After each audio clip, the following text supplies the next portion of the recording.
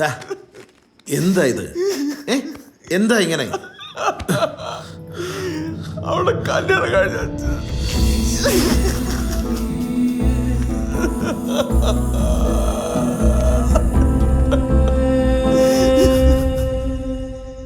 അവള് നല്ല കുട്ടിയാണ്.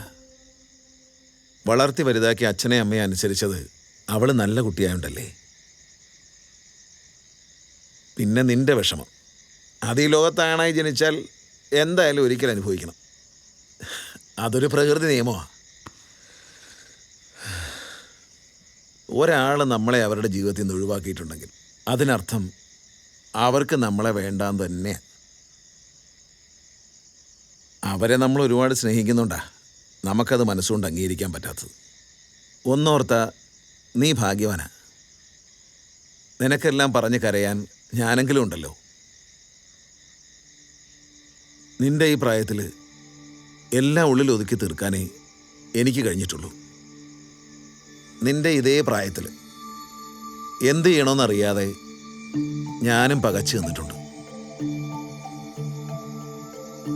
അങ്ങനൊരു നിമിഷത്തിലാ ലക്ഷ്മി എൻ്റെ ജീവിതത്തിലേക്ക് വന്നത്.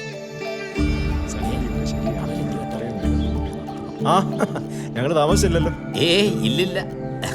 ഇരിക്ക മോളെ.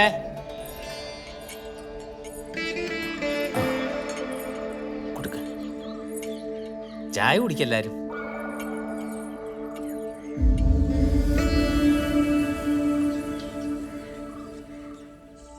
സുരഭി, അവളുടെ ചിരിയിലായിരുന്നു അന്ന് എൻ്റെ എല്ലാ സന്തോഷവും.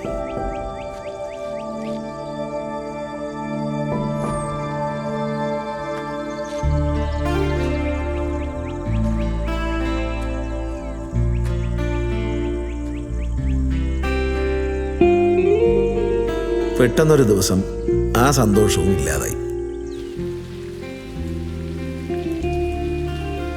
ഒരുപാട് പേരിൽ ഒരാൾ മാത്രമായിരുന്നു സുരഭിക്ക് നിങ്ങൾ.